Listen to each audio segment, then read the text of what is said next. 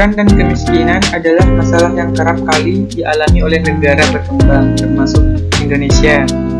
Pengangguran bisa dikarenakan oleh beberapa faktor, misal masyarakat yang tidak dapat melanjutkan sekolah hingga ia menganggur atau bekerja serabutan. Ada juga yang karena malas atau tidak memiliki keinginan untuk bekerja.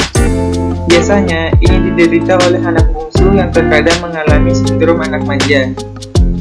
Rasa malas pun lebih sering menjalar ke anak laki-laki dibanding anak perempuan. Di sebuah sekolah biasanya yang lebih rajin mengerjakan tugas PR dan belajar adalah anak perempuan. Hal ini disebabkan karena anak perempuan biasanya lebih penurut, sedangkan anak laki-laki yang lebih suka memberontak karena sejak berabad-abad yang lalu laki-laki memang lebih suka memberontak dan berperang. Sementara itu wanita lebih suka kedamaian dan menjaga sebuah kehidupan. Hal ini mengakibatkan pengangguran bertambah sehingga mengakibatkan kemiskinan, dan kemiskinan adalah penyakit yang mewabah di lingkungan masyarakat sehingga menyebabkan kejahatan, kekerasan rumah tangga, serta pengangguran. Pendapatan negara-negara berkembang seperti Indonesia pun akan sulit berevolusi menjadi negara maju jika penduduknya sendiri tidak memiliki kesadaran untuk hidup sehat secara mental, jiwa, dan fisik. Setiap masyarakat haruslah menyadari bahwa kemampuan akan membuat kehidupan lebih menyenangkan dibandingkan terjebak di lingkaran setan bernama obat-obatan yang terlarang, yang ambisius dan mengalihkan masyarakat dari sebuah kehidupan yang tercerahkan menuju ke kehidupan yang gelap dan suram. Dengan masyarakat yang bangkit menuju sebuah kemampuan sosial dan ekonomi, maka negara Indonesia mampu bangkit di bidang pembangunannya. Yang akan menjadi sasaran menjadi entrepreneur adalah mereka yang kehidupannya belum terlalu sibuk serta sarjana yang ketika lulus masih bingung ingin kemana. Padahal ia lulus SMA, ia telah menentukan pilihan yang dididik apa, dan ia telah memilih sebuah jalan atau kendaraan yang mengantarkannya ke sebuah tempat yang dituju.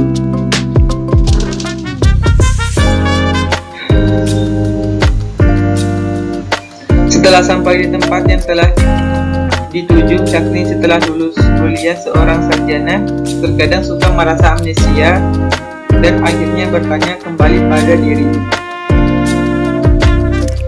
Padahal pengusaha sukses seharusnya tidak memiliki perasaan malu. Seorang pengusaha sukses selalu memiliki perusahaan, berani, ambisius, oportunis, dan semangat 45, serta percaya bahwa dirinya memang ditakdirkan untuk menjadi pengusaha sukses yang memenangkan kehidupan dan akhirnya menemukan garis finish di ujung jalan. Mungkin kuliner adalah sebuah usaha yang sangat laku di pasaran. Hal ini dikarenakan bahwa walau bagaimanapun juga kebutuhan dasar seorang manusia adalah pangan. Dalam diri manusia selalu merasa ingin makan tanpa rasa bosan, bahkan walaupun 3 jam yang lalu baru saja makan sebuah cemilan.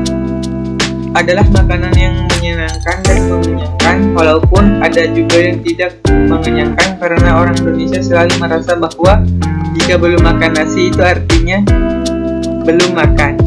Masih dapat disebut cemilan, kan bakso, pangsit, dan lain-lain masih dimasukkan ke dalam kategori cemilan. Jadi usaha apa saja yang sebenarnya dapat dilakukan asalkan tidak malu dan gengsi. Di Indonesia ada banyak manusia dan tidak semuanya bekerja di kantoran.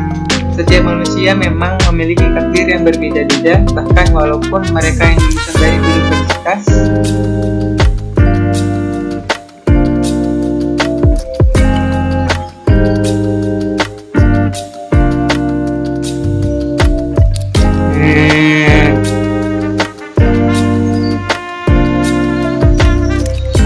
yang sama, tidak semuanya bekerja di perusahaan yang sama, atau justru ada yang bekerja di sekolahan sebagai guru, ataupun jika jiwa dagangnya lebih besar maka ia akan mulai berbisnis terlebih dahulu. Jadi terkadang manusia hanya dapat berencana, pada akhirnya segala sesuatu bisa saja terjadi terjadi karena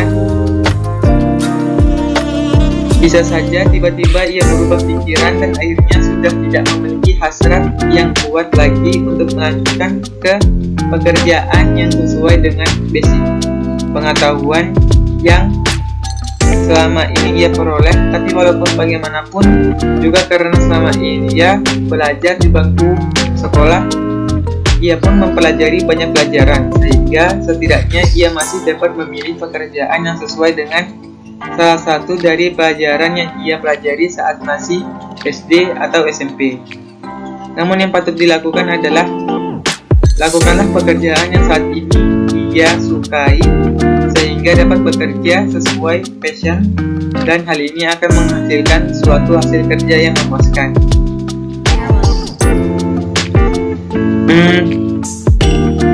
Berikut adalah manfaat jika Anda menjadi seorang entrepreneur. Yang pertama, menambah daya tampung tenaga kerja sehingga dapat mengurangi pengangguran. Hal ini sesuai dengan cita-cita Kepala Dinas yang menargetkan pada tahun 2020 dapat tercipta 20 juta pengusaha baru, sehingga diharapkan mampu menciptakan lapangan kerja baru.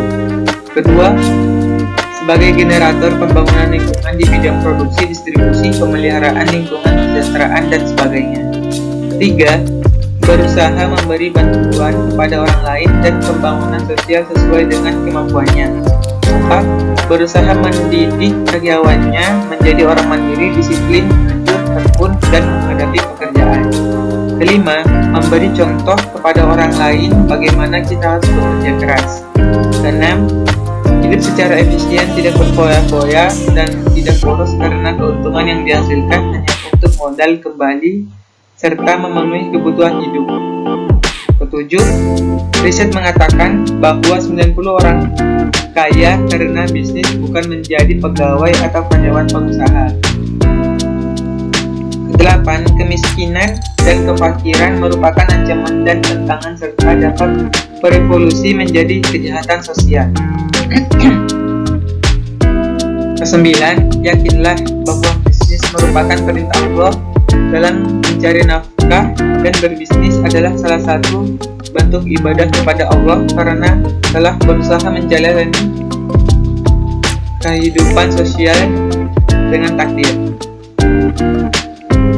10. Dengan ekonomi yang kuat, manusia dapat memenuhi segala kebutuhan hidupnya seperti sandang, pangan, papan, dan kesehatan, kemampanan, dan lebih baik dibanding kepapaan seorang sufi mungkin dapat menghilangkan nafsu dan rasa keinginan yang ada di dalam dirinya.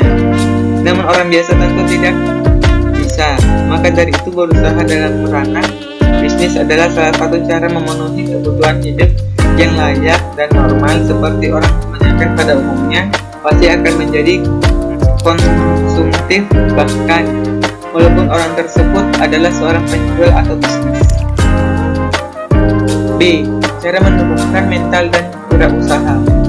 Yang pertama itu melalui komitmen pribadi. Kedua, melalui lingkungan dan pergaulan yang kondusif. Ketiga, melalui pendidikan dan pelatihan.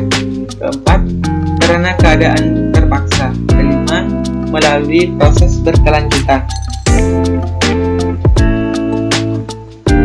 Cara menumbuhkan, bila ada salah kata atau lainnya atau dapat menyinggung perasaan teman-teman, saya mohon maaf.